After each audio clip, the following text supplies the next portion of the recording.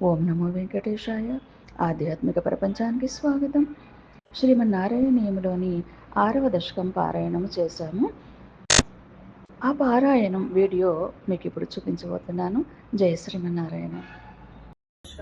విరాట్ పురుషుని జగదాత్మ తత్వము వసంత తిలక ఛందస్సు.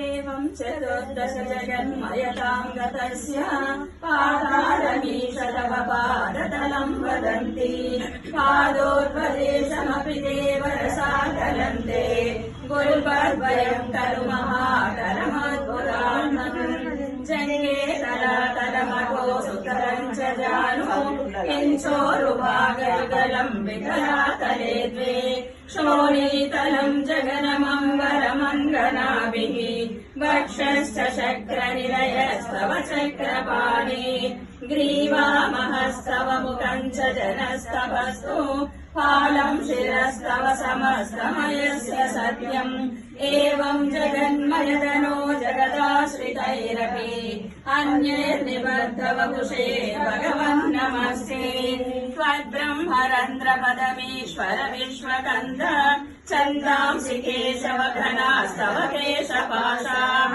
ఉల్లాసి చిల్లి యుగలం ద్రుహిణస్య గేహం పక్ష్మాని రాత్రి దివసౌ సవిదాస నేత్రే నిర్శేష విశ్వరచనాచ కటాక్ష మోక్ష కర్ణౌ దిశోష్వయుగలం తవ నాసికే ద్వే లోభద్రపే చ భగవన్నదరోత్తరోష్టౌ తారాగణాశరదనాశమనర్షదంస మాయా విలాసహసితం శ్వసితం సమీరో జిహ్వాజలం వసనమీశ శకుంత పంక్తిః సిద్ధాదయస్వరగణాముఖరంధ్రమగ్నిః దేవాహుదాస్తనయుగం తవ ధర్మదేవః దృష్టం త్వధర్మ ఇహ దేవ మనస్సురాంశుః అవ్యక్తమేవ హృదయాభుజమోర్బుధాచ గోక్షిః సముద్రనివః వసనంత సంధ్యే శేఖప్రజాపతిరసౌ వృషణౌ చ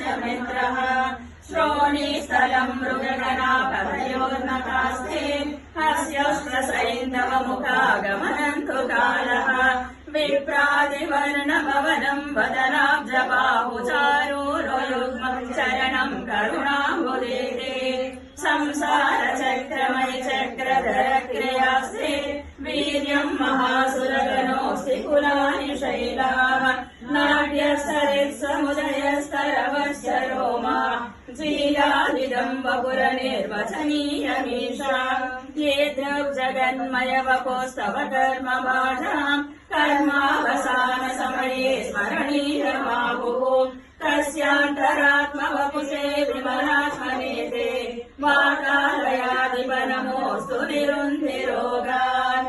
శ్రీహరయే నమః. జయ గురుదత్త.